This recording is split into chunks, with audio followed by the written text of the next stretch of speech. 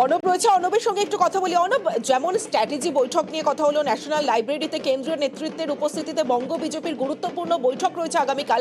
আরও একটা বিষয় তোমার কাছে জানতে চাইবো, এর আগেও তোমার সঙ্গে কথা হচ্ছিল যে আজ দফায় দফায় রাজ্য বিজেপি নেতৃত্ব বৈঠক করে, সেই বৈঠক মূলত কি নিয়ে হলো, কি উঠে আসলো সেই বৈঠক থেকে? ক্লাসে কিন্তু ছাত্রদের বসতে হবে, অর্থাৎ জেপি নাড্ডা তিনি সর্বভারতীয় সভাপতি হন তার সামনে, এবং অবশ্যই মোদীর সেনাপতি অমিত শাহের ক্লাসে কালকে কিন্তু বঙ্গ বিজেপি নেতৃত্বকে সামনে আসতে হবে।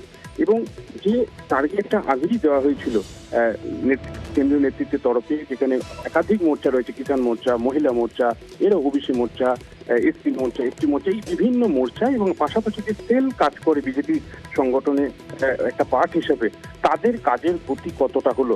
কারণ ৭২,০০০ বুথ রয়েছে, এই ৭২,০০০ বুথ যদি আগলাতে না পারা যায়, বুথের কর্মী যদি সঠিকভাবে না দেওয়া যায়, সেই বুথের লড়াই যদি না দেওয়া যায়, তাহলে কিন্তু এই রাজ্যে ভোটে খুব বেশি ভালো ফল আশা করা কিন্তু যায় না।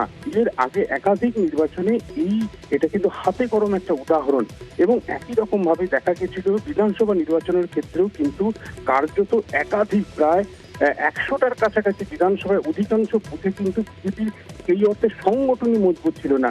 এই প্রত্যেকটা বুথের সংগঠন কতটা মজবুত হলো, বুথ কতটা শক্তিশালী হলো, আমার বুথ সব থেকে মজবুত, এই ধরনের স্লোগানকে রেখে বিজেপি যে এগিয়ে ছিল, এই বুথের সংগঠন এবং একই সঙ্গে ৪২ লোকসভার যে সংগঠনের রোড ম্যাপ আগেই তৈরি করে দিয়েছিল কেন্দ্রীয় নেতৃত্ব, তার কাজ কতটা হলো তার হিসেব নেওয়ার কেন্দ্রীয় নেতৃত্বের কাজ কালকে বঙ্গ বিজেপি নেতৃত্বের কাছ থেকে তারা নেবে, এবং সেখানেই ভুলচুক যা হয়েছে সেটা চোখে আঙুল দিয়েছে, এবং শেষ মুহূর্তে শেষ ল্যাপে লোকসভা ভোটের আগে পুরোদমে কাজে এগোতে হবে।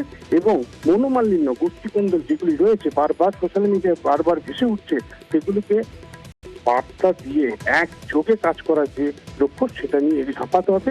সেই বার্তাটা দেওয়ার জন্য আসছে। তুমি দেখো, উত্তরবঙ্গের ক্ষেত্রে লোকসভায় খুব ভালো ফল করেছিল ২০১৯ সালে, কিন্তু পঞ্চায়েত ভোটের পর তুমি যদি ফলাফল দেখো, হয়তো বিগত পঞ্চায়েতের তুলনায় এবারে বিজেপির ফলাফল হয়তো পঞ্চায়েত ভোটে অনেক ভালো, কিন্তু লোকসভার তুলনায় এই পঞ্চায়েত ভোটের ফলাফল তা কিন্তু খুব একটা আশাব্যঞ্জক নয় উত্তরবঙ্গের ক্ষেত্রে। যেখানে উত্তরবঙ্গে তুমি দার্জিলিং বলো, কুচবিহার বলো, জলপাইগুড়ি বলো, একাধিক সিট কিন্তু বিজেপি জিতেছিল, অবলীলাক্রমে জিতেছিল, তৃণমূলের সংগঠনকে হারিয়ে সেখানে জিতেছিল।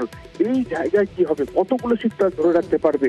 দক্ষিণবঙ্গে কলকাতা এবং কলকাতার আশেপাশে দক্ষিণ ২৪ পরগনা ৪টি লোকসভা সিট, উত্তর ২৪ পরগনা ৫টা লোকসভা সিট, এই লোকসভা সিটগুলোর ক্ষেত্রে অত্যন্ত ভাইটাল হয়ে যায় প্রতিবারে। অর্থাৎ উত্তর ২৪ পরগনা, দক্ষিণ ২৪ পরগনা, কলকাতা অত্যন্ত খারাপ ফল হয় বিজেপির জন্য, একমাত্র বনগাঁ সাবডিভিশন ছাড়া।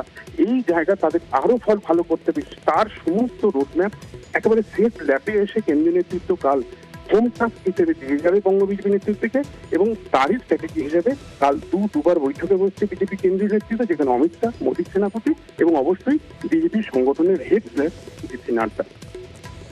তুমি আমাদের সঙ্গে থাকো। যে ছবি আমরা দেখতে পাচ্ছি, বিজেপি রাজ্য সভাপতি সুকান্ত মজুমদার ইতিমধ্যেই কলকাতা বিমানবন্দরে এসে পৌঁছে গিয়েছেন, যে ছবি, এবং বিজেপি কর্মী সমর্থকদের সঙ্গে কথা বলছেন বিজেপি রাজ্য সভাপতি সুকান্ত মজুমদার, সেই ছবি দেখাচ্ছি। আর কিছুক্ষণ পরেই রাজ্যে আসবেন শাহ নাড্ডা। ১২টা ৪৫ কলকাতা বিমানবন্দরে নামেন, এবং সুকান্ত মজুমদার তিনি ইতিমধ্যেই পৌঁছে গিয়েছেন কলকাতা বিমানবন্দরে, সেই ছবি দেখাচ্ছি। বিজেপি কর্মী সমর্থকদের সঙ্গে কথা বলছেন সুকান্ত মজুমদার।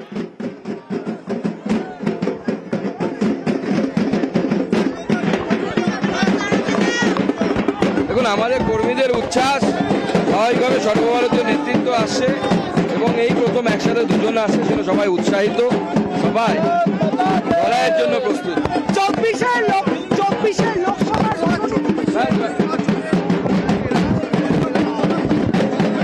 দেখুন, অবশ্যই তাৎপর্যপূর্ণ ২৪ লোকসভা নির্বাচনকে কেন্দ্র করেই এটা চলছে, এবং শুরু হয়েছে আমাদের ২৪ প্রস্তুতি।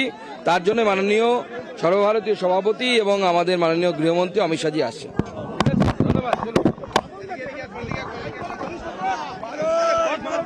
যে ছবি আপনাদের দেখাচ্ছি, কলকাতা বিমানবন্দরের ছবি আপনাদের দেখাচ্ছি। বিজেপি কর্মী সমর্থকেরা তারা স্লোগান দিচ্ছেন, আর কিছুক্ষণের মধ্যে ১২টা ৪৫